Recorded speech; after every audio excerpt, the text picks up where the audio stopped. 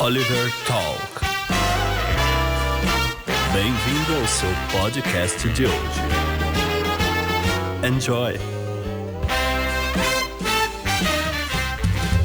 Seja bem-vindo ao podcast Oliver Talk, o seu podcast que descomplica a cultura, e hoje nós iremos para a quinta parte do nosso podcast sobre filosofia, como ler e entender, certo? Nós já falamos sobre os filósofos, como uma pessoa se torna filósofo, o que a filosofia estuda, as suas áreas, como era a filosofia antiga e como é a filosofia moderna.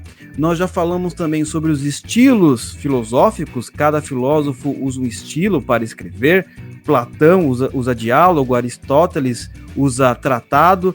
Também falamos sobre como cada filósofo tem um método específico para poder responder perguntas fundamentais sobre a realidade e suas questões. E hoje, finalmente, o grande episódio na qual iremos falar sobre como ler livros de filosofia. Técnicas importantes para você não se perder e não escorregar na banana. E aqui voltou, depois de duas semanas de inverno, André Assi Barreto. Tudo bem, André? Como é que você está? Tudo bem, Luciano. Tudo certo. Para que é um prazer voltar para essa série devido aí a algumas vicissitudes do destino. Eu não pude estar presente nos últimos episódios aí. Já tô aqui meio de gaiatão na sua série aí, entre aspas, né?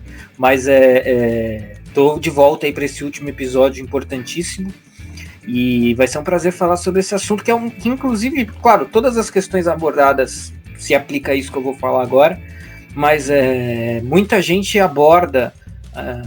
nos aborda com esse tipo de questionamento, né? Eu queria ler livros de filosofia e tal, entender filosofia de verdade, né? Não filosofia de palco.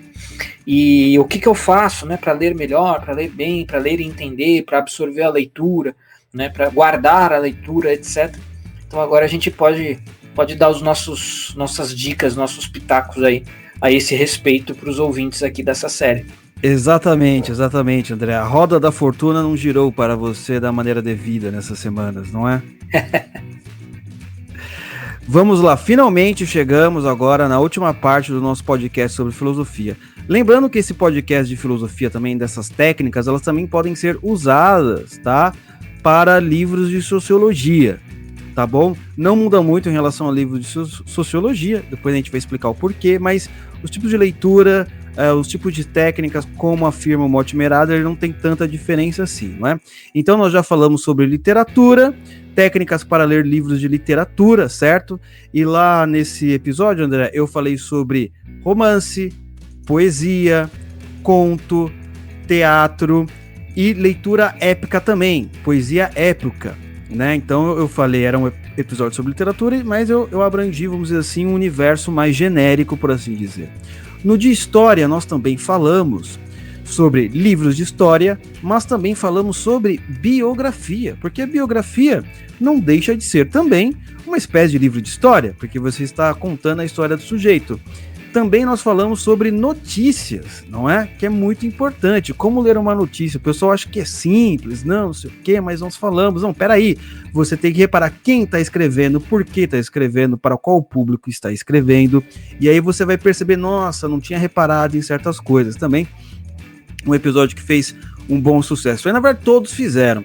E agora nós estamos falando sobre filosofia. Nós demoramos mais um pouco, porque nós sabemos que a filosofia ela é quase a mãe de todas as ciências, por assim dizer, né? Aristóteles, que nós estamos estudando no Teatro das Ideias, inclusive lancei a última aula agora, a Ética Nicômaco, ele realmente foi um sujeito muito mais do que erudito. Eu posso até dizer que ele é uma espécie de gênio, porque lá ele falou sobre matemática, lógica, biologia, muitos dos tratados dele são sobre biologia, ele também veio de uma família de médicos, então Aristóteles falou sobre muita coisa, né? O Liceu, né, que era uma espécie de academia de filosofia, os alunos também praticavam uma espécie de pesquisa, não era só falar sobre filosofia, mas tinha uma espécie de jardim botânico. Então, justamente por isso, nós estamos demorando um pouquinho mais aqui na filosofia, porque ela realmente, vamos dizer assim, ela é uma matéria muito importante e também, hoje, ela é muito deturpada, conforme o André disse, por causa dos filósofos de palco e por causa de uma série de questões dentro da academia que eu já discuti nos outros episódios e você pode ouvi-los. Então vamos ao que interessa, vamos ao episódio de hoje, como ler livros de filosofia, técnicas necessárias, mas também não se esqueça de visitar a loja do nosso queridíssimo amigo Romanini, que faz as capas desse podcast. Lá ele tem as melhores marcas de roupa para você andar com estilo, porque não pode ser simplesmente conservador de direito, sem estilo nenhum. Tem que andar bem, porque a beleza salvará o mundo, como diz o Gregory Wolfe. O link estará aqui embaixo na wakeupimperio.com. Mas então, Andrezão, vamos ao que interessa, vamos ao que as massas clamam. Como ler livros de filosofia.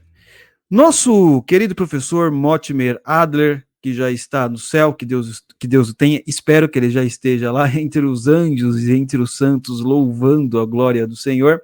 Ele vai falar o seguinte, André, ele vai falar algumas dicas muito preciosas aqui, para tanto pessoas que estão na universidade, querem se tornar filósofos profissionais, ou para pessoas inteligentes, como os ouvintes deste podcast, que querem entender as questões dos filósofos, né, de uma maneira mais fácil, sistemática, organizada.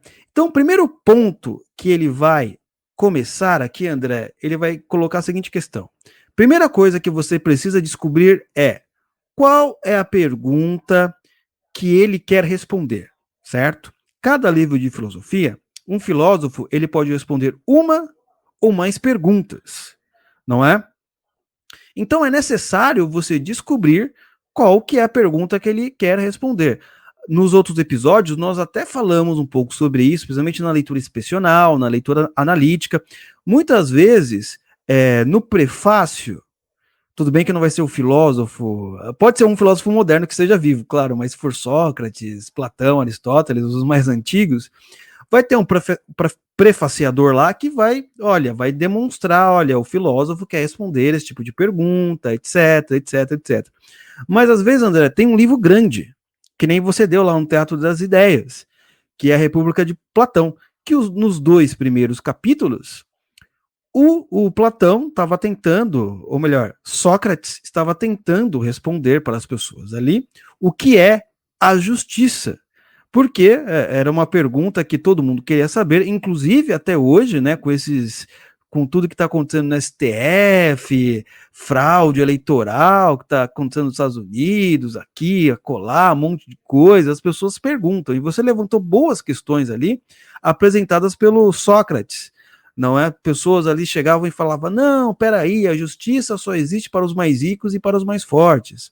Outros diziam, não, peraí, alguém só faz o que está na lei porque tem medo de ser pego, mas ninguém quer ser justo, a pessoa só tem medo de ser punida. E vai lá Sócrates tentando responder essas perguntas. Mas muitas vezes, André, o que acontece? O sujeito vai lá na República de Platão, não conhece nenhuma técnica e já vai direto no primeiro capítulo. Ele não imagina e ele não sabe qual que é a discussão que está acontecendo lá, porque ele não sabe qual é a pergunta que o filósofo quer responder. Inclusive, nesse livro A República, ele não fala só sobre justiça, né? De qualquer forma, nós apenas falamos sobre essa questão, correto? Pois é, inclusive, isso que você colocou é muito importante, né? Pegando rapidinho esse gancho que você acabou de colocar, lá ele fala sobre, nesses momentos iniciais, capítulos iniciais, ele fala sobre o que é a morte, o que é a velhice, o que é a guerra, qual a origem da guerra, qual a origem dos estados. Então, assim, se você não tiver ali um auxílio para perceber, né, ou a leitura de um prefácio, ou uma aula prévia que você tenha assistido, olha, a questão diretora do livro A República é o que é a justiça, né? Isso é uma coisa. O Sócrates, né, é o filósofo que fica famoso por fazer esse tipo de pergunta, né? O que é a justiça, o que é o bem, o que é a verdade, o que é a beleza, etc, etc. Claro que isso são questões filosóficas que não pertencem ao Sócrates em si, mas assim, o Sócrates se notabilizou aí canonicamente, historicamente, como o filósofo que faz esses tipos de pergunta, né? Essas perguntas grandiosas. Então, é imprescindível perceber que tipo de pergunta está tentando se qual é a pergunta feita e o que está se tentando responder com ela quando você vai ler um livro de filosofia. Eu vou voltar nesse ponto, mas eu até queria fazer uma lembrança aqui de uma coisa mais genérica e no sentido de falar sobre técnicas de leitura, como ler melhor, como ler com mais qualidade, como ler e absorver, etc, etc, que são perguntas que, pelo menos eu, mas eu acredito que o Luciano também e algumas pessoas que estão ouvindo, né, sempre as pessoas chegam até mim, né, pelo menos, eu queria ler, mas eu não consigo, eu não entendo, né, e aí a gente, e esse é um tipo de pergunta muito complicada de responder, e quem está ouvindo aqui essa série está tendo um privilégio muito grande, porque assim, o melhor que a gente pode oferecer em termos de técnicas de leitura é isso que está posto aqui. Né? Claro que pode até existir outra tão boa quanto, etc. Mas assim, é sempre muito difícil, pelo menos na minha ótica de leitor, de estudioso, etc. É muito difícil falar assim, ó, não, todo mundo, 100% das pessoas que quiserem ler podem seguir este método aqui, que não tem erro, vai dar certo. Isso não existe exatamente desse jeito, né? O que você tem são boas técnicas possíveis, variadas, né? E o próprio Adler aborda isso, né? O que você quer saber com essa leitura? Que objeto que é? Uma revista, um livro de filosofia? E o que você pretende, o que você quer com essa leitura? E aí você vai filtrando os métodos de leitura e vai chegando num método melhor. Mas o que eu quero colocar é o seguinte, muitas vezes as pessoas chegam até nós perguntando isso, como que eu faço para ler bem, para ler melhor, para ler direito, para ler e entender? Mas essa é uma pergunta que ela já começa equivocada, porque ela não tem uma resposta exatamente, não tem assim, não, em 1 minuto eu vou te falar, faça isso, a fórmula, né, a receita pronta, única e perfeita, que vai te dar esse caminho das pedras. Isso não existe exatamente. O que existe são técnicas possíveis, às vezes concorrentes e às vezes boas mesmo, tão boas quanto mesmo que concorrentes, mas em termos de leitura, de leituras mais intelectualizadas, filosofia, sociologia, dentro dessa série aqui, ou história, literatura, como já passou, esses métodos, essa técnica oferecida pelo Adler, é o que de melhor, assim, ou pelo menos com certeza uma das melhores possíveis, né? Mas assim, sempre existe a abertura para que você faça pequenas adaptações, né? Pequenas modificações para o seu melhor proveito. A gente estava discutindo isso no Teatro das Ideias recentemente, não os alunos, você e eu. Olha, não, a gente vai, o formato da aula, agora a gente vai fazer um mix disso com aquilo, baseado já na nossa experiência, dando essas aulas que a gente deu até agora. Então, assim, vão entrando elementos subjetivos que só o tempo, a experimentação, a numerosidade das leituras que vai trazendo. Né? Então, não tem como eu falar assim, olha, eu, André, faço isso, esses 5 passos aqui, 5, 6, 10, seja lá o que for. Se você seguir, tá perfeito, né? Siga isso que tudo dará certo. Não, olha, dá para eu te dar uma base, um caminho comum, e com o tempo você vai aprimorando e aperfeiçoando a sua própria técnica, né? Isso eu acho que é importante de lembrar também. Mas voltando aqui mais especificamente à questão da questão que se busca responder com um livro de filosofia e da necessidade de se ter isso em mente ao começar a ler um livro de filosofia, é interessante a gente pensar como e é óbvio, né, porque tudo é muito coerente, muito sistemático dentro do pensamento do Adler, mas isso, de certa forma, costura os episódios anteriores, né? Lembra que a gente começou falando das áreas da filosofia, né? E as áreas da filosofia são delimitadas pelas perguntas que os filósofos fazem. Então, olha só, quando o filósofo pergunta o que é o ser, ele está fazendo metafísica. Então, se eu vou até um livro de filosofia e eu vejo que ele é um livro que procura responder a essa pergunta, por exemplo, é que isso é muito grande e muito genérico, né? Você pode fazer perguntas de metafísica mais específicas. Mas, assim, eu já sei que é de metafísica e não é de estética, por exemplo, né? Então, assim, quando a gente tenta estabelecer já logo de cara, estou com um livro de filosofia na mão, qual questão ele busca responder, esse livro, eu estou também costurando, né, tudo que veio anteriormente. Então, assim, eu já consigo perceber de qual área da filosofia ele pertence, se eu detectar essa questão que ele está buscando responder. Uma mera folheada, e eu já percebo também o estilo. Olha, se tem parágrafos soltos, então é uma coisa mais aforística. Se é um livro com texto corrido, então é um tratado. Se tem ali nomes, né, fulano, 2 pontos, Beltrano, é um diálogo. Então, assim, mas eu sei que essa questão que dessa determinada área vai ser respondida a partir desse determinado estilo. Então isso tudo acaba sendo costurado aqui por esse... E isso é evidente, porque a gente finalmente chegou no tópico como ler livros de filosofia, né? E aí, como último ponto, uma última ilustração, eu volto aqui a falar do Kant, né, que é o filósofo que eu estudei, um dos filósofos que eu estudei bem de perto. E aí é bom tomar esse exemplo, porque o Kant é tido como um filósofo difícil de ser lido, né? Nossa, é muito difícil, que é uma característica de muitos filósofos modernos, né? Hegel, Kant, etc. E eu pego aqui o seu principal livro, que é a Crítica da Razão Pura, que é no estilo tratado, como o próprio Adler apresenta. É um livro extenso, 700 páginas, de um tratado, considerado de leitura difícil. Então, assim, para alguém que está tentando se aproximar disso, a Crítica da Razão Pura pode parecer uma espécie de bicho-papão, né? Putz, o livro é gigante, é um tratado desses alemães aí que escrevem loucamente. E agora? Mas, na verdade, se a gente seguir o método do Adler direitinho, é um excelente caminho. E o próprio Kant revela qual que é a pergunta que ele está tentando responder na Crítica da Razão Pura.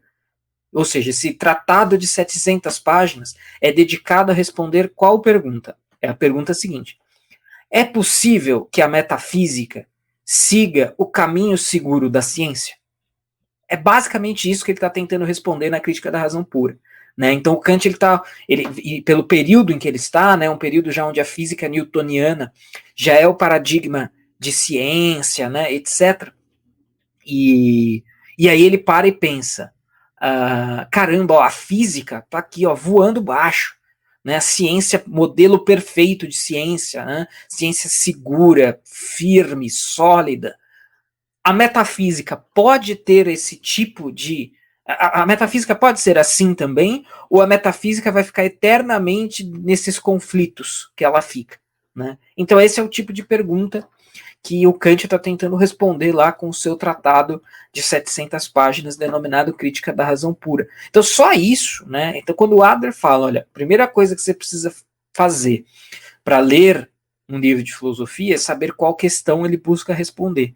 Isso já assim, já te localiza, é o GPS. Não, eu tô aqui e o caminho é esse, ou seja, o caminho seria o quê? A resposta. Né? O caminho a se percorrer é o caminho dado por esse ponto que o GPS tá me apontando. Então, até para um livro, eu particularmente, claro que não é o livro mais fácil de ser lido do universo da filosofia, mas eu também não acho que é esse bicho-papão todo. Porém, aí eu seria suspeito, talvez alguns me considerem suspeito, porque é uma coisa que eu estudo por muito tempo. Então, talvez talvez de fato eu mesmo já esteja afetado de tanto ler e tanto estudar, agora para mim é fácil. Mas mesmo assim eu acho que não é tudo isso. E já ter essas condições prévias facilita bastante. Exatamente, é isso que você falou, quando você já sabe qual é a questão que ele quer responder, você já fica mais ligado. Né, tem uma questão que a gente falou do Adler muito importante. Ele fala assim: quando você vai pegar um livro difícil, o que você tem que fazer? Um livro aparentemente difícil que o André falou, ele vai falar o seguinte, né? Quando tá falando das técnicas gerais. Você sabendo o que o autor quer responder, para qualquer livro, e filosofia também, o autor quer responder o que é a metafísica. Ele fala assim: é um livro difícil, então você tenta ler ele de uma vez, certo? Porque pelo menos você vai aprender uns 30%, 40%, mas você tá ligado do que ele quer responder, entendeu? Depois você vai ler mais vezes para pegar as coisas laterais, acidentais, que o autor vai falando, né? Sempre é preciso mais de uma leitura, principalmente livro de naturezas reflexivas.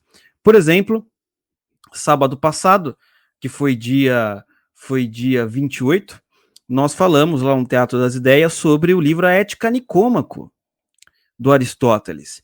E eu já dei a pergunta inicial que Aristóteles quer responder no capítulo 1 do livro, para quem for depois. Olha, o Aristóteles, ele quer falar aqui o que é a felicidade e como buscá-la. O sujeito que for ler depois, com essa informação que eu já dei, ele vai, nossa, olha como faz sentido, tá? Entendeu? Do que você começar do zero, não entender mais nada, tudo bem. Ele poderia descobrir isso sozinho, lendo algum prefácio, procurando na internet, ou lendo o que o próprio Aristóteles descreve ali no seu tratado. Mas assim, quando você descobre o princípio diretor, não é como se você já tivesse, olha, me localizei no GPS, agora eu tenho que chegar até a avenida tal, só que tem 3 ruas à direita, 3 para a esquerda, tem que subir, não, beleza, eu já sei onde eu tô, não é? Agora percorrer o caminho é um outro passo, mas saber onde está é muito importante, porque senão você vai ficar sempre naquele paradoxo do gato da Alice.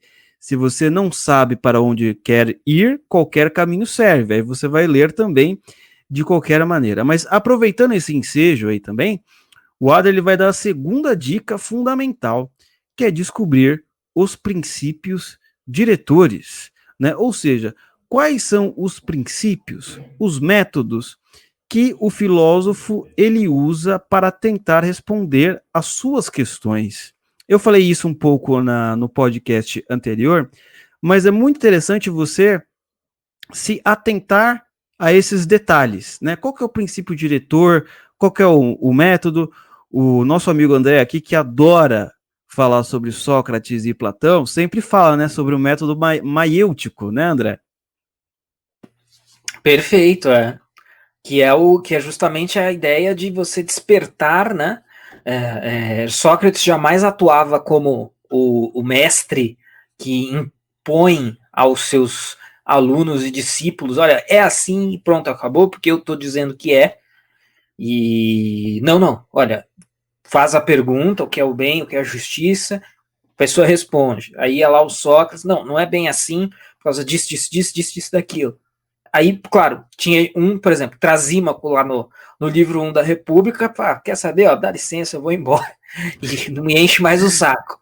Mas tem aqueles que vão, caramba, verdade, aqui eu acabei de perceber que eu achava que sabia o que era a justiça, mas na verdade eu não sei. Né? Então isso é a maiêutica. Então a gente tem a maiêutica, a ironia, né, que é esse movimento não é o mesmo sentido, guarda alguma relação, mas não é o mesmo sentido da figura de linguagem ironia. Né? O método, uma coisa que eu citei que é interessante mencionar também, o método apagógico. Isso é um negócio que eu acho sensacional, né? Que também aparece ali no livro 2 da República, com Glaucon, que é o seguinte: primeiro, em vez de você falar tudo que é, né? Então, olha, a justiça é tal. Não. O Glaucon faz assim, olha, eu vou falar aqui tudo que a justiça não é, não é a vontade do mais forte, não é o que a maioria diz que está certo, não. Depois ele prepara todo esse terreno com tudo que é negativo, tudo aquilo que a justiça não é, para o Sócrates na sequência vir e bater nisso com força. Então, por que alguém poderia perguntar, por que não começar já dizendo logo de cara o que é? Não, vai começar primeiro enfrentando todas as dificuldades aí e todas as versões correntes, para depois vir aí uma exposição, pelo menos criticando isso. Então a gente chama isso de método apagógico, né? Então, mais uma vez, a gente volta naquilo que aqui vai meio que costurando todos os episódios da série, né? Então, a questão que revela a área, o princípio diretor, que também tem a ver com o estilo, né? Então, o estilo que vai ser exposto, o estilo em que vai ser respondido a pergunta que se propõe a ser respondida, também tem a ver com isso. Tudo vai sendo aí costurado, né? E isso tem um pouco também, está relacionado um pouco sobre a própria vida do filósofo, né? O Olavo de Carvalho fala muito sobre isso, né? A unidade do ser e da consciência. Da filosofia moderna para cá, parece que o filósofo ele não precisa viver exatamente aquilo que ele ensina, Mas quando é os antigos, a gente tem que prestar um pouco atenção nesse detalhe, porque o próprio Sócrates, ele disse lá na Apologia, que inclusive o André deu aula, que é o seguinte: uma vida não examinada não vale a pena ser vivida. Então você percebe que pela própria vida dele, não é? Ele aplicava aquilo que ele dizia. Não somente ele argumentava com o pessoal, pedia para responder as perguntas, para fazer aquilo, isso, mas ele também se examinava. Aquela parte lindíssima, André, que você leu da Apologia, quando ele vai lá visitar o templo de Delfos, conversa com a mulher. Não, mas espera aí, por que você... estou tentando... Como que é mesmo? Não está me lembrando agora de cabeça o trecho, mas ele visita, correto? Ele visita o templo de Delfos, e os deuses, como ele é, a sacerdotisa de Delfos, fala para ele que ele é um dos mais sábios, né? Justamente porque ele não sabe o que é sabedoria. Eu não tô lembrando de cabeça agora, me ajuda, André, antes que o pessoal me chame de analfabeto. Não, ele vai lá até o oráculo de Delfos, né, tá certo? E aí o oráculo diz para ele que ele é o homem mais sábio de Atenas, né? E a sabedoria, mas aí como assim, né? O cara que diz que não, o cara que é famoso por dizer que só sabe que nada sabe, é o mais sábio. Mas aí que tá, justamente aí que está a sabedoria, né? Tá no reconhecimento da sua própria limitação e ignorância, mas porém você está tentando aí lidar com isso, né? Você está na busca, né? Muitas vezes, um pequeno intervalinho aqui, mas é bem rápido, muitas vezes as pessoas se perdem. É por isso que filosofia, e assim, a gente está vendo essas perguntas aqui, diretoras, para ler um livro de filosofia, e aí a gente começa a perceber mais e mais como esses filósofos de palco, eles são nocivos à divulgação da filosofia, né? Porque não tem como ler a obra desses caras e procurar responder essas perguntas, porque não dá, porque na verdade aquilo ali não é um livro de filosofia propriamente dito, né? Mas a palavra filosofia, né, é o philos sofia, é o amigo do saber. Em grego, amizade, amor, né, estava muito relacionado a você admirar algo que você não tem, né? Então a amizade para os gregos era muito isso. Por que eu sou amigo de alguém? Porque esse alguém tem algo que eu não tenho, mas que eu desejo, que eu admiro, que eu quero ter. Então essa minha falta é suprida pela amizade. E olha só que interessante, o que o filósofo é? O amigo do saber. É o cara que não tem a sabedoria, mas a deseja, a quer, a ama, e portanto a busca. E isso é a expressão perfeita, né, tanto da sentença socrática, do só sei que nada sei, que é absolutamente coerente com aí o vaticínio do oráculo de Delfos de dizer que Sócrates é o homem mais sábio de Atenas, porque talvez seja aquele que mais está ciente disso, né? Ele é o filósofo por excelência, porque ele é o filósofo que é o sujeito que reconhece que não possui a sabedoria, mas justamente por não possuir, ele a ama, quer ser amigo dela, quer ter uma relação próxima dela por meio do quê? Por meio da busca, né? Então isso é bem interessante. Exatamente. Agora eu estou emocionado, André. Estou emocionado. Mas esse é um ponto muito, muito legal aí, até para a gente discutir em outras ocasiões, porque parece que há realmente uma coisa que o Olavo alerta muito, né? Uma certa dissociação, né? Seja porque a filosofia acaba se tornando algo regulamentado, profissional, você agora basta ter um diploma, etc. Mas são questões assim, vamos dizer assim, muito abrangentes hoje em dia. Uma coisa também muito interessante para se dizer sobre princípio diretor, que o Adler vai falar, que é o seguinte: para você, quando for ler, tentar descobri-la sozinho, né? Ele fala assim que, como que a gente faz, André? Normalmente, sabe o que eu vou fazer? Eu vou comprar um livro sobre a biografia do filósofo para ver se eu entendo. Ele vai falar, não, agora que você já sabe, você sabe aplicar essas técnicas, tenta você ir lá ler e descobrir por si só qual que é a questão que ele quer responder e qual que é o princípio diretor ali. O princípio que, vamos dizer assim, que conduz o filósofo a responder aquelas perguntas, né? Por qual motivo ele está dirigindo até Mongaguá? Ele quer simplesmente, é o prazer de dirigir? Ele quer ir para a praia tomar um sol? Então, por exemplo, faça esse teste. Vai lá, por que será que ele está tendo essa discussão aqui sobre o que é a justiça? Por qual motivo? Porque ele quer provar o que é a justiça, que a justiça é dessa maneira, assim, assado e bem passado. Porque Aristóteles, na Ética, quer falar o que é a felicidade e por que devemos buscá-la. Tudo bem, ele não fala somente sobre isso, mas por quê? Eles mesmos irão responder ali no texto. Tudo bem que nós temos que acrescentar um outro detalhe aqui muito importante para nós termos um entendimento maior sobre os livros de filosofia aqui. Que os filósofos, eles conversam entre si, e é um elemento muito importante, tá? Então, vamos dividir esse tópico em duas partes. Os filósofos, eles conversam consigo mesmo em vários tratados ou diálogos, e eles também conversam entre si ao longo das gerações.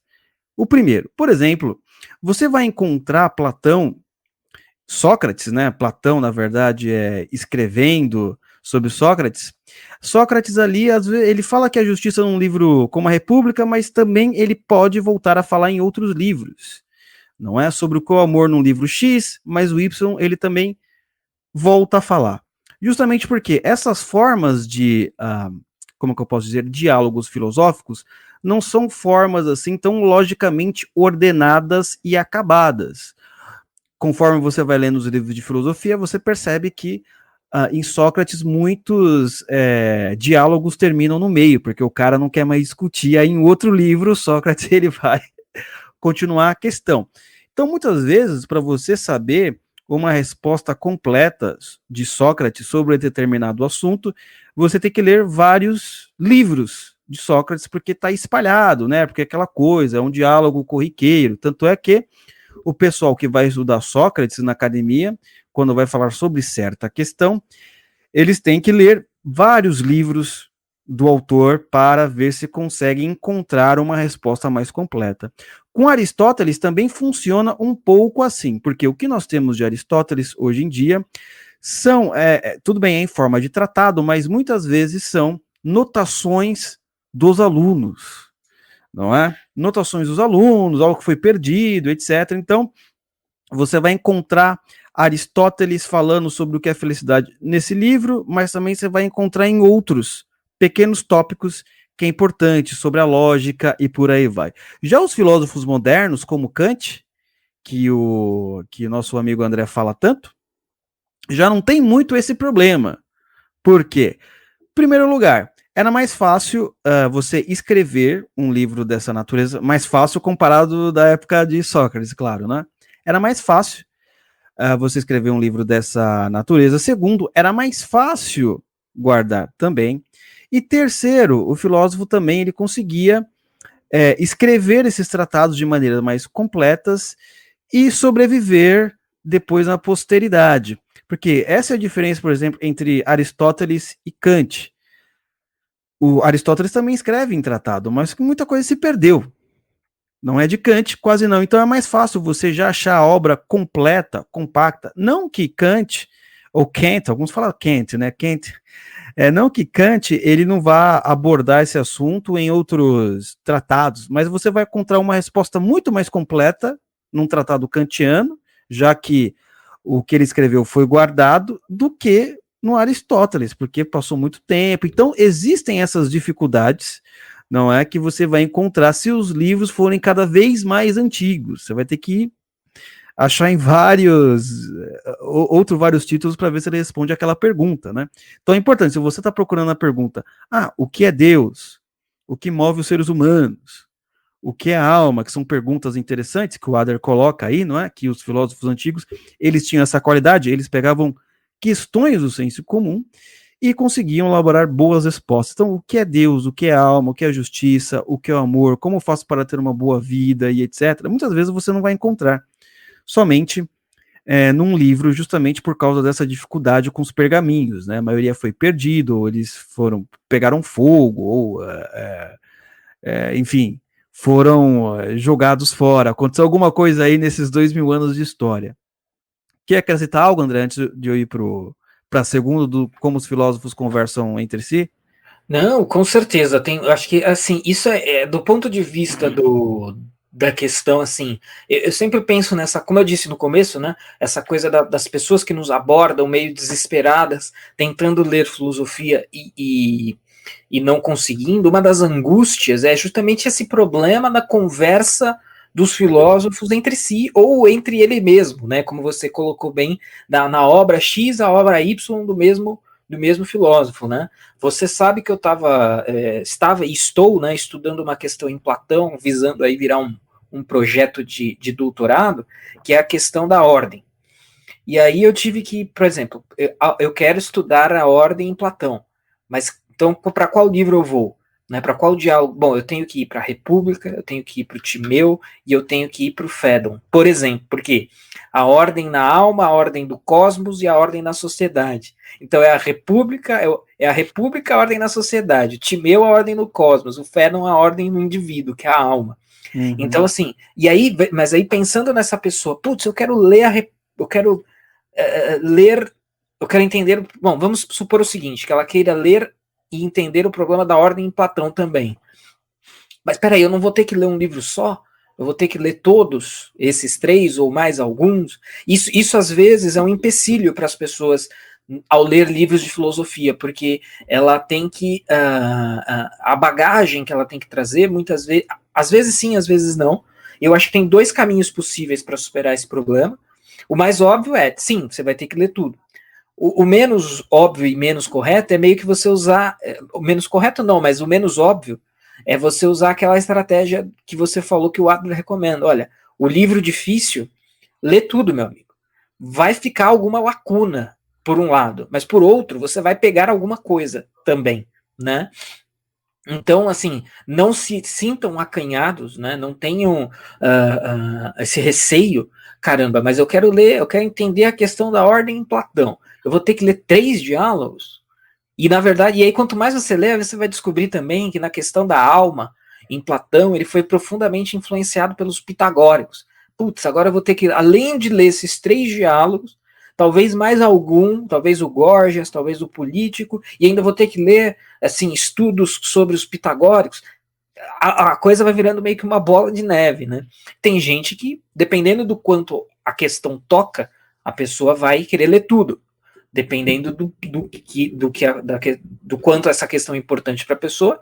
Não, mas assim, não se acanhe, né? Não dê um passo para trás, não recue por causa disso. Né? Uma coisa que me recomendaram há muito tempo atrás e eu pus na prática e eu vi que de fato funciona, pelo menos, e eu acho que isso funciona bem para livros de filosofia, menos do que para livros de literatura, por exemplo. Então, assim, você está lendo o livro, tá ok, aí surgiu uma palavra que você não conhece o significado. Tá, aí você vai no dicionário, eventualmente, bom, apareceu aqui uma palavrinha, vou ao dicionário. Ok. Aí você tá lá, avança mais um pouquinho, de novo. Se isso se avolumar demais, você não vai poder consultar o dicionário toda hora.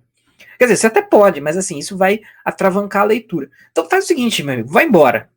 Vai embora. Vai ficar alguma lacuninha, né? Ou mais ou menos, aí só você, na sua experiência ali, é que vai conseguir ter esse feeling. Mas dá para dizer tranquilamente assim, pisa no acelerador e vai. Na próxima, você já vai estar lendo com uma outra filtragem e com uma outra visão. E ainda nessa questão dos filósofos conversarem entre si, é muito interessante. Eu vou voltar no Kant, né, e na crítica da razão pura. Então a pergunta da crítica da razão pura é: a metafísica pode ser uma ciência segura? E nesse livro, esse é um ponto mais problemático. O Kant está conversando com muita gente nesse livro. Ele está conversando com Platão, porque muita gente diz que Kant foi um platonista moderno. Isso é controverso, mas não é uma coisa absurda. Então, assim, só na crítica da razão pura, o Kant está conversando com Platão, com Aristóteles, porque ele vai pegar todas as categorias de Aristóteles e vai lá dizer, olha, as categorias, na verdade, elas estão fincadas na razão, aí ele vai provar isso, etc. Então tem Platão, tem Aristóteles, tem Descartes. Uma das passagens que eu acho mais interessante da crítica da razão pura é que o Kant refuta. Aí, se refuta ou não é uma outra questão, mas para ele refuta o Descartes inteiro em um parágrafo. Né? Então, em um parágrafo, ele refuta o idealismo cartesiano. Então, dependendo, assim, se você não tiver esse feeling, opa, aqui ele tá dando uma alfinetada no Descartes, você pode passar batido e pode perder aí uma coisa importante.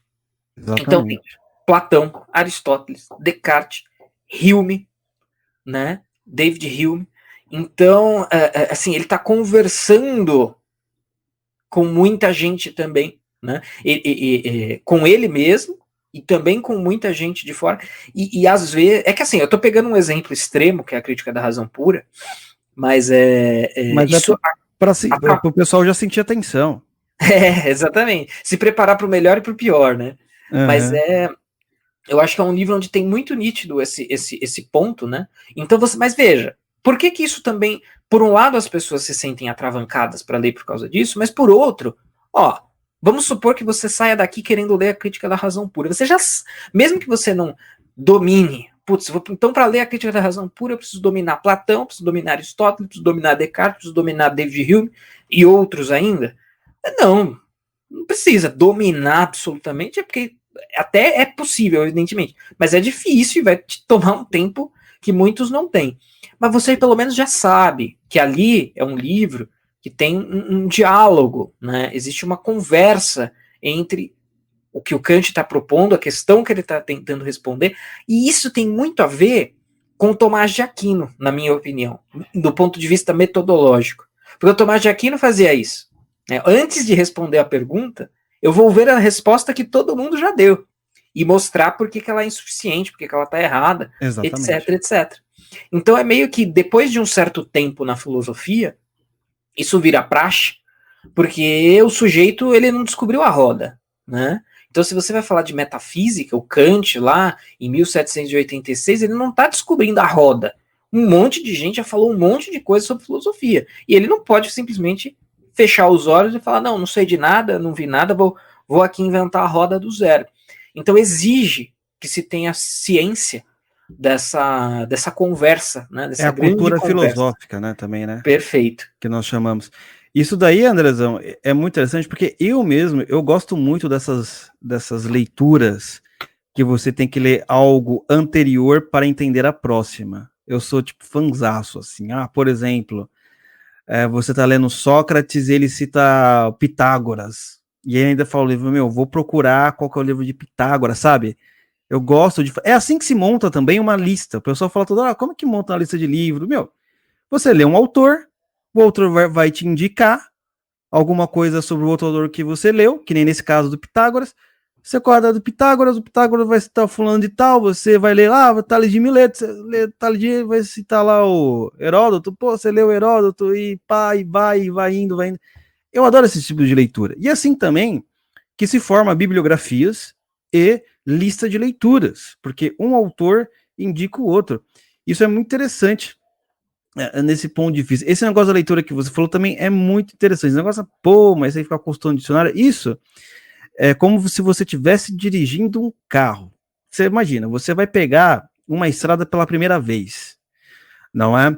Você talvez não repare muito no ambiente ao redor, porque você vai ficar focado naquela estrada que é a primeira vez você não vai ficar reparando nas árvores, etc., nos locais, você tem que prestar atenção no que está acontecendo, no carro da sua frente, atrás, e etc., até você chegar no seu destino, certo?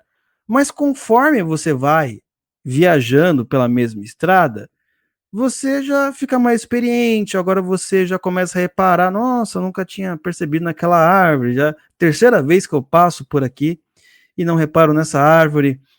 Agora, nossa, tem um local aqui para lanchar, também não tinha reparado que eu queria, estava meio perdido aqui, indo para os lugares. Então, isso é muito legal. E isso é um ponto que vale a pena, você tem que se acostumar, como dirigir um carro. Isso que o André falou também sobre a conversa entre os filósofos, ela é muito importante, não é? Porque, na verdade, isso também acontece, André, em outros tipos de livros. É que a gente não repara.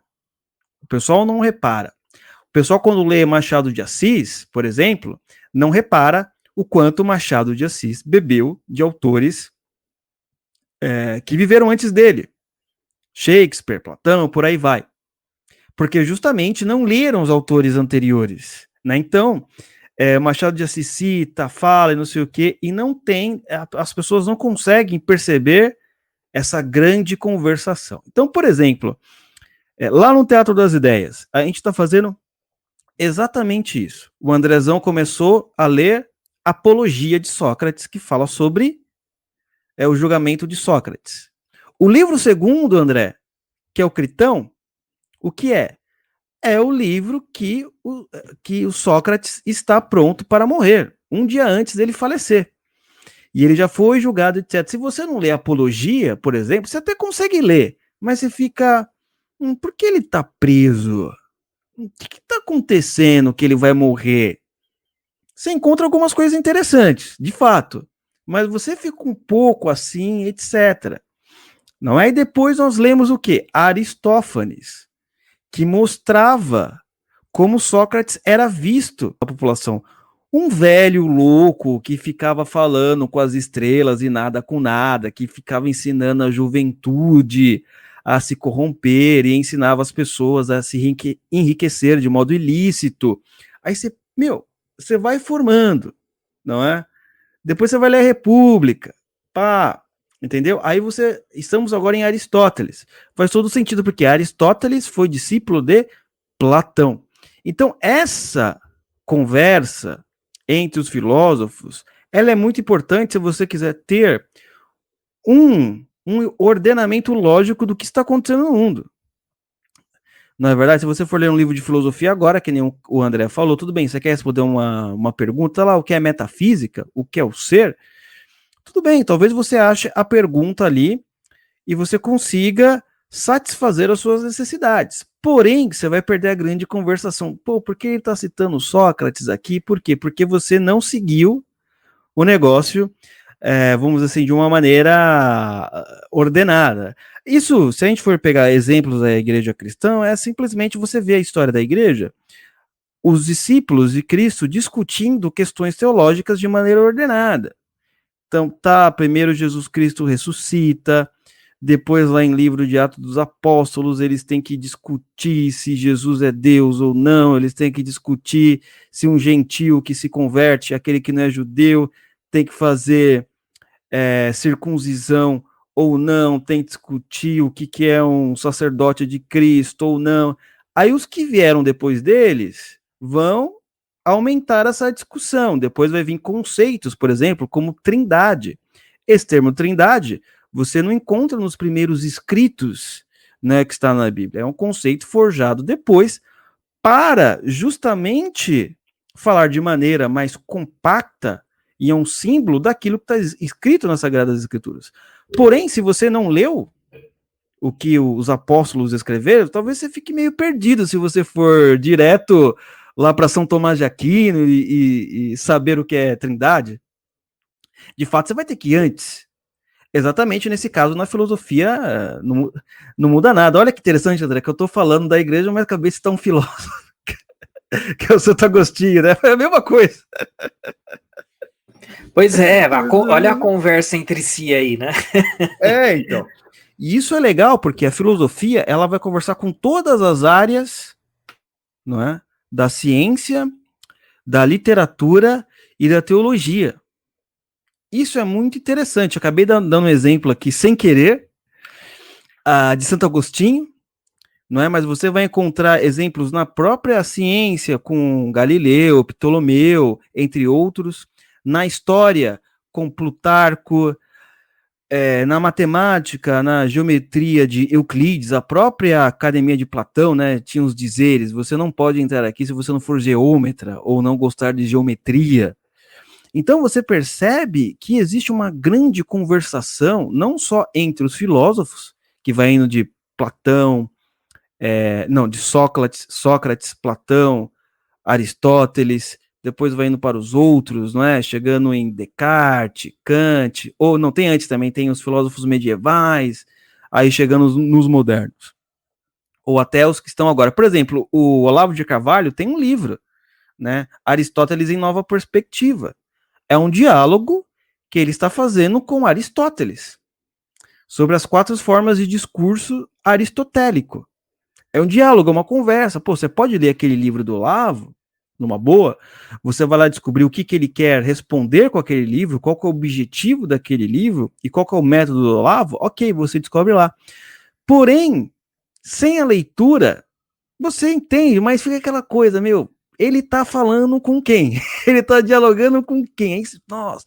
Aí você participa dessa grande conversação, e esse é o convite que a gente faz para todo mundo no Teatro das Ideias, é participar da grande conversação da cultura universal, correto? Tanto é que a gente, quando deu esse nome Teatro das Ideias, foi justamente o quê? Para você chegar no teatro e não ficar perdido e não entender um roteiro. Não, agora você vai entender o roteiro e, quiçá, você pode até se tornar um ator ou um coadjuvante, ou sei lá o que, coisas do gênero, certo?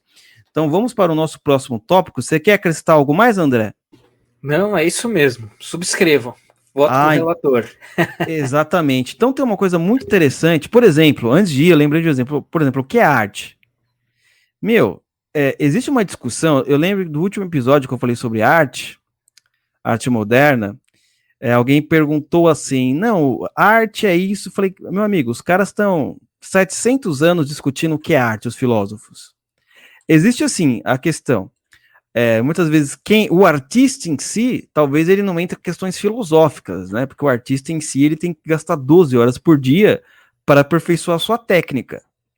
Agora, o que é arte, se você for lá de sopetão, que nem todo mundo aqui nesse país tem uma opinião do que é arte. Você vai ver, direita, esquerda, todo mundo é palpiteiro. Agora, quando a gente vai recorrer para quem sabe do assunto, vamos começar lá em Sócrates, dele falando sobre o que é poesia. Depois você passa, né, Andrezão, para a poética de Aristóteles, não é? E vai indo. Eu falo, mano, eu imaginava que era arte, mas eu tô vendo aqui eles começam a discutir entre si.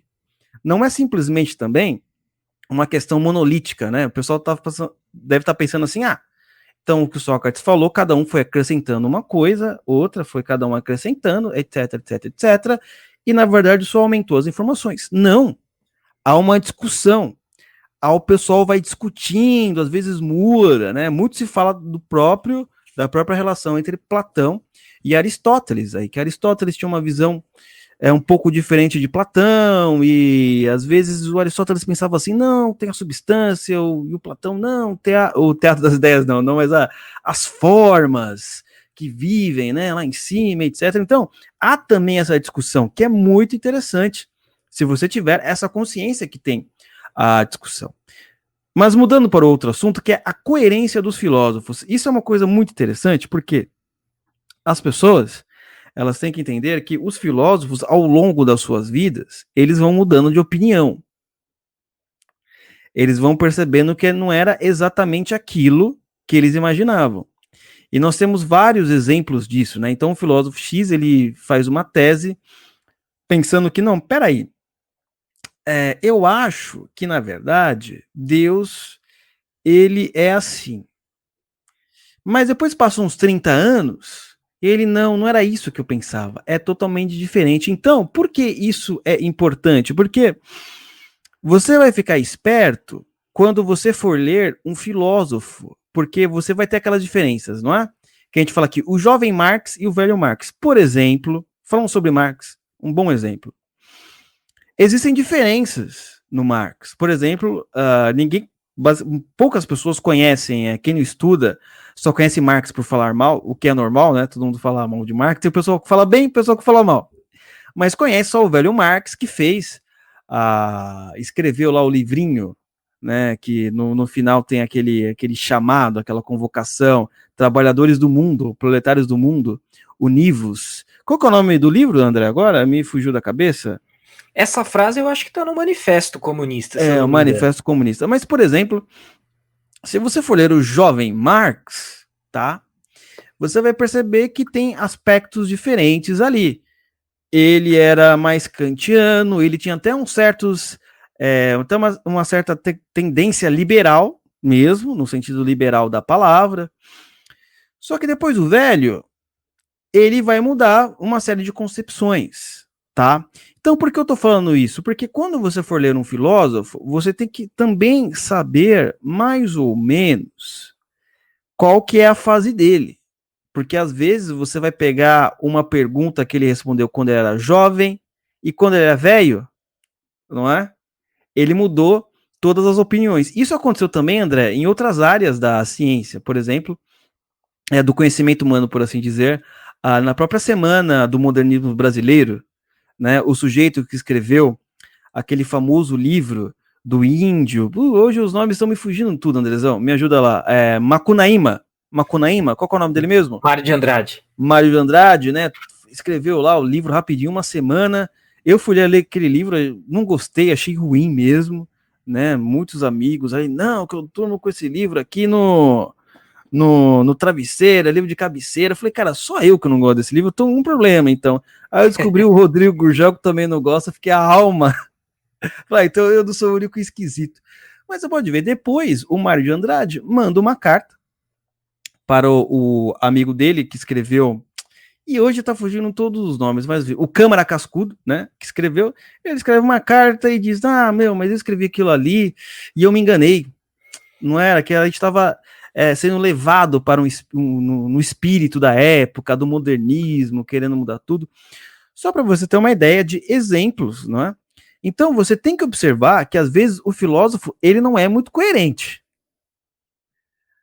com o que ele escreveu antigamente e com o que ele está mais velho. Ele realmente pode mudar, porque isso faz parte do próprio processo de amadurecimento de qualquer pessoa. Correto, André?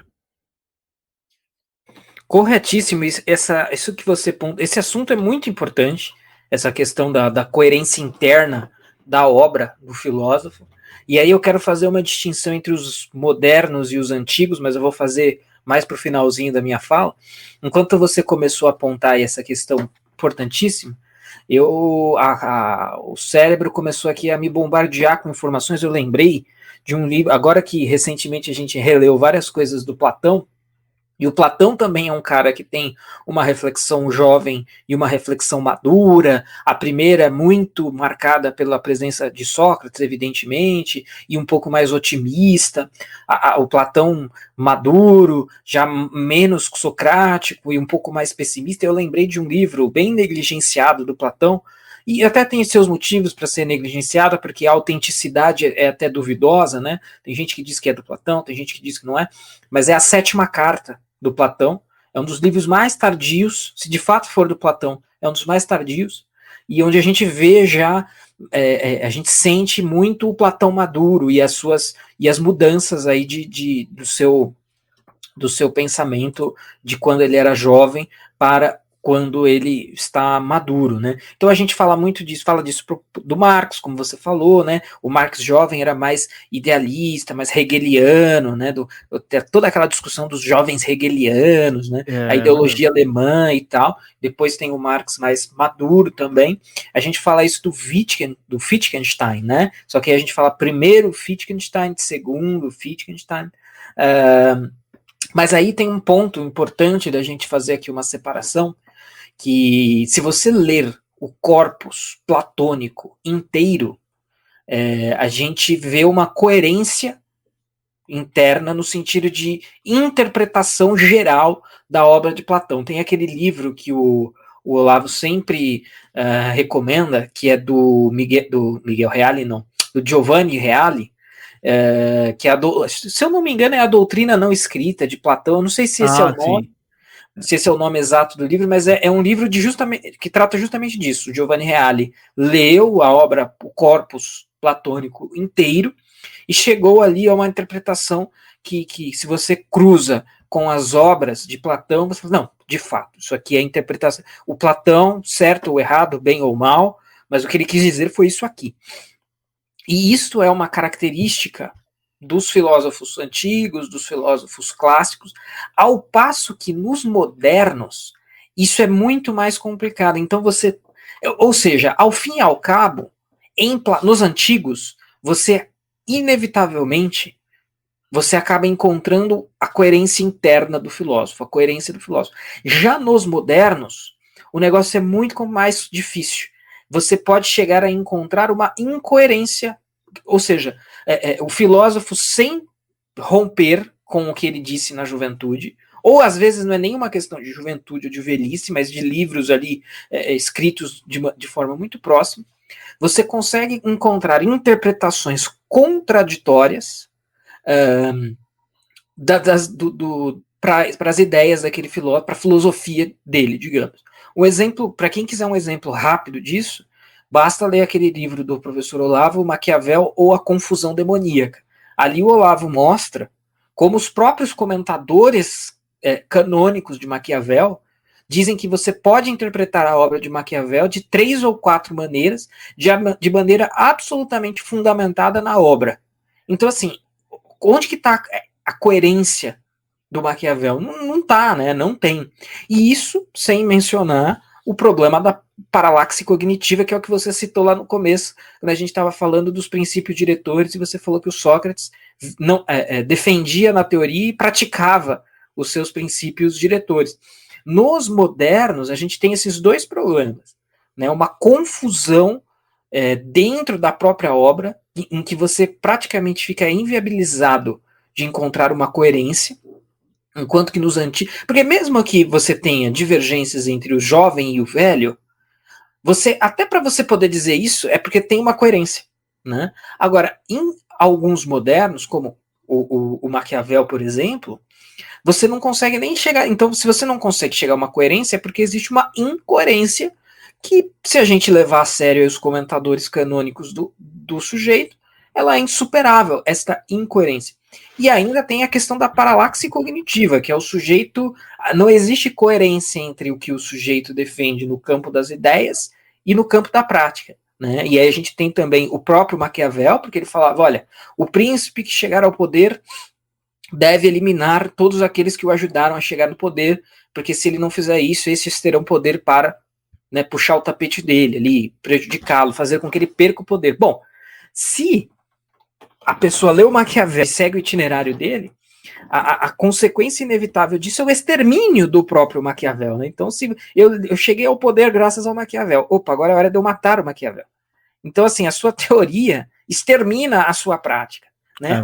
O Marx, a mesma coisa.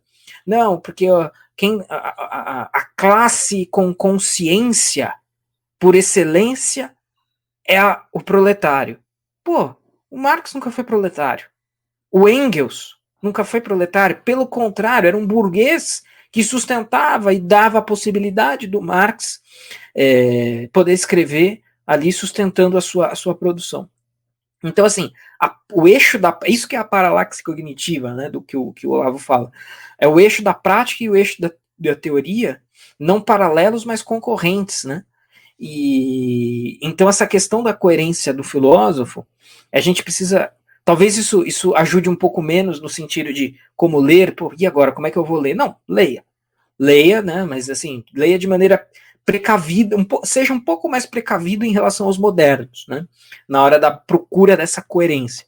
Até a Idade Média, você vai, de antigos e medievais, você vai encontrar essa coerência, talvez até mais nos medievais do que nos antigos ainda, embora bastante nos antigos. A partir da modernidade, a gente vai começar a experienciar esse tipo de fenômeno, né? Ou interpretações legítimas, contraditórias e múltiplas dentro da obra do filósofo, ou a paralaxe cognitiva, né? Mas, mais uma vez, isso não é um atravanco para a leitura. Você apenas precisa estar precavido. Se você tiver... Na verdade, a grande verdade é o seguinte, né? Se você for um leitor atento, você mesmo vai perceber isso, né?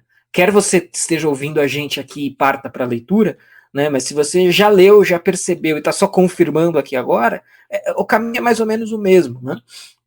Uma coisa interessante também das metodologias de leitura, né? Se você já é um grande leitor, mas eventualmente está aqui, de repente você já pratica e já sabe tudo isso. A gente está só sistematizando e sintetizando a coisa toda.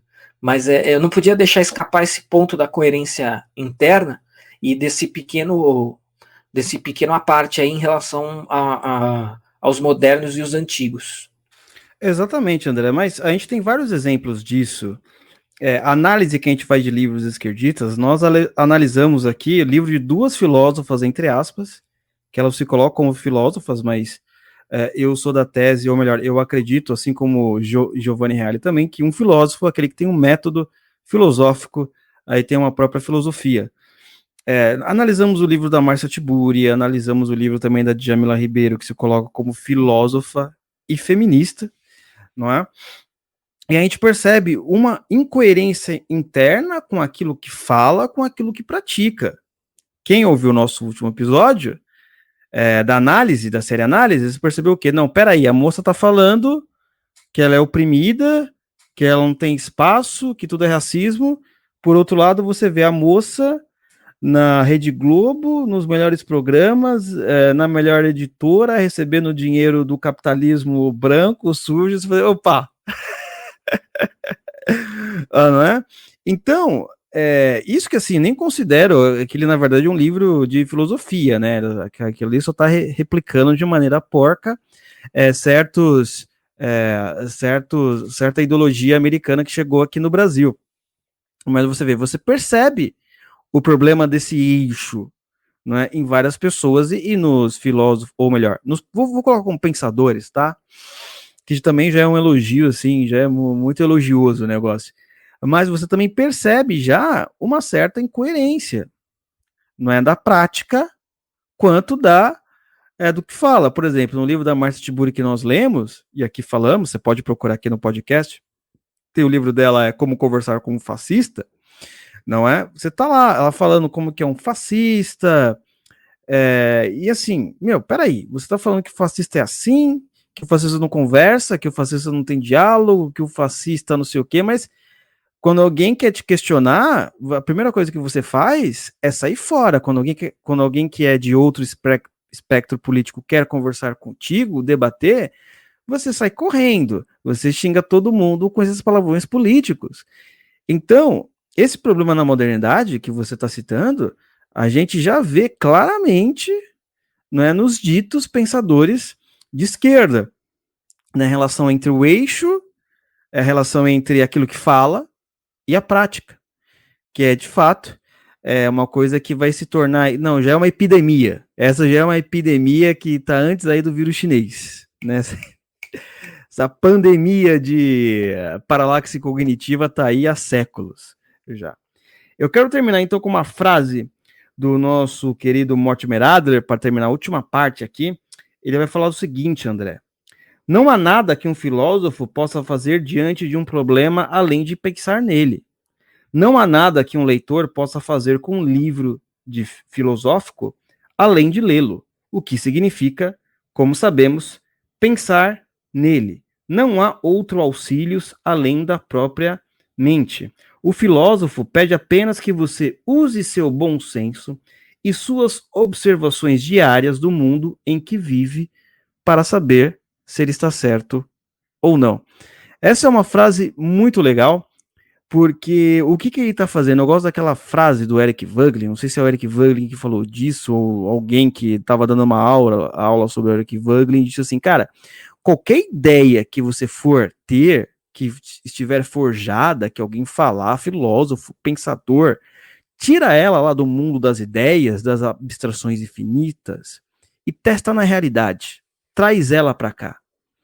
Vê como é a sua vida diária, vê se aquilo é coerente, vê se você observa as pessoas e elas realmente são assim, vê se não é apenas um discurso sem sentido, apenas para criar frases de efeito. Tira lá daquele mundo das abstrações e traz aqui para sua casa e começa a pensar, começa a meditar.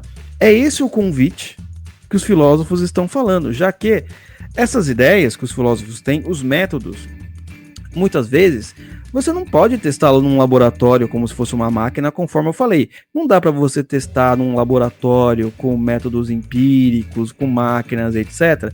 O que é amizade, o que é arte, o que é Deus, o que é a justiça, o que é o amor, o que é a felicidade, o que é a metafísica, o que é o ser, o que é a trindade, etc e tal.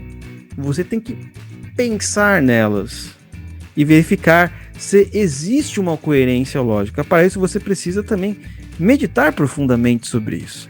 né? Só que as pessoas, André, as pessoas não querem mais pensar, elas querem ficarem com raiva, elas querem entrar no Twitter e ficar com raiva, xingar o político que não gosta, ficar com o meu já era, o Brasil acabou, não sei o quê. Não, peraí. Fazer textão, levantar hashtag, né?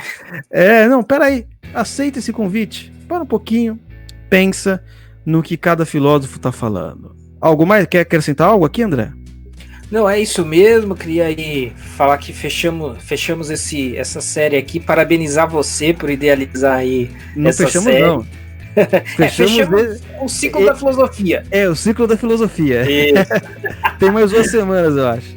Aí fechamos esse ciclo aqui e foi muito bom, acho que vai ser muito, muito útil aí para a galera que está acompanhando e que vai acompanhar, para não se assustar, né? As pessoas, claro que sempre vai existir as pessoas perguntando, meu Deus, o que eu faço para ler? Você falou uma coisa que eu esqueci de comentar, que as pessoas pedem, então, o que eu faço para ler direito, para ler melhor, para ler mais, para aproveitar melhor a leitura?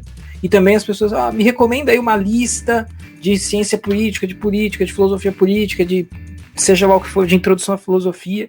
E eu confesso que, assim, claro que 99,9% das vezes eu respondo, mas me dá uma coisa assim, porque se eu responder pra pessoa, olha, não tem como eu te dar isso, a pessoa vai falar, pô, cara arrogante, né? Pedir ajuda, não me ajudou. Mas eu tenho, então não tem muito isso. Olha, o que eu posso fazer é o seguinte, te dou um livro, e esse livro vai puxar as outras leituras, exatamente do jeito que você falou, né? A lista de leitura, ela vai emergir da própria leitura. Exatamente. Então eu acho que para quem tem essas dúvidas, como ler, o que ler, e muita gente tem, né? Assim, é questão quase semanal alguém fazer uma dessas perguntas para mim. Essa série aqui vai ajudar, já ajudou bastante, então importantíssimo aí. Exatamente. Mas antes, avisos importantes para você não perder o que está acontecendo.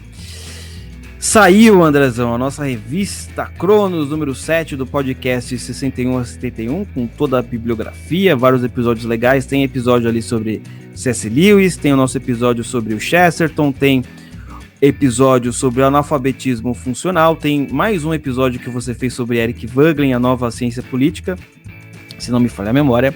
E a capa da revista é a verdadeira cultura negra, né? Aproveitando esse mês aí da consciência negra, colocamos esse nome, mas o artigo é uma tese defendendo que essa data não deve existir. E qual que é a verdadeira cultura negra? Ela, na verdade, é a cultura universal. Não é cultura branca, negra, nem amarela, nem nada. A verdadeira cultura universal é aquela que importa, em que as melhores experiências dos melhores homens estão registradas ali. Oliver News, sexta-feira, tá?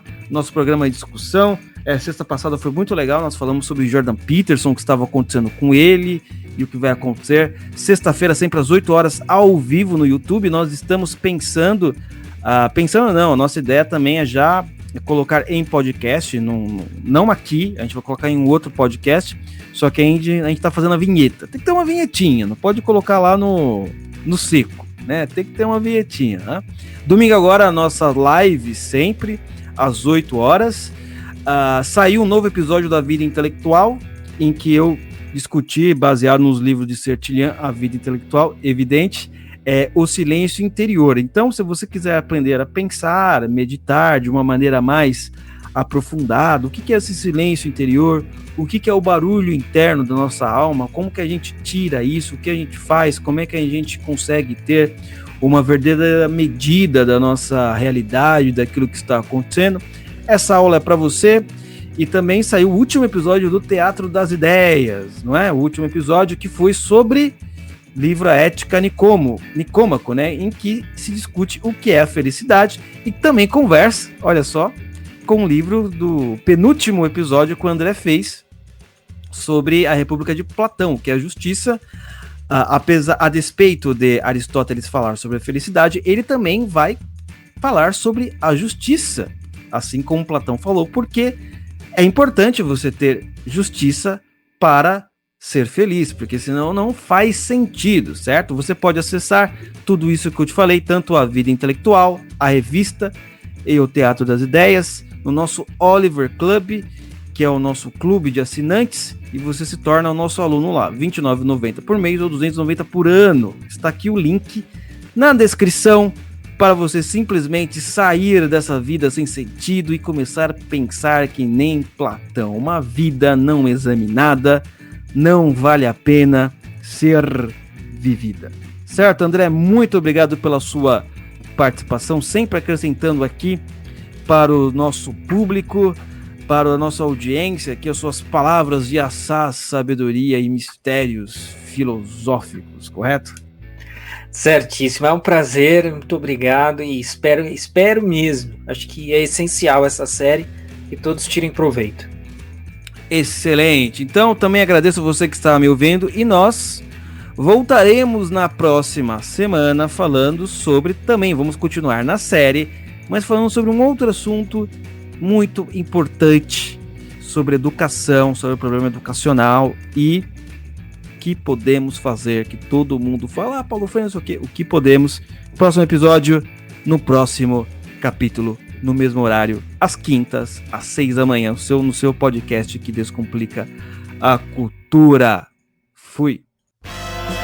Oliver Talk. Este é o fim do seu podcast. Muito obrigado.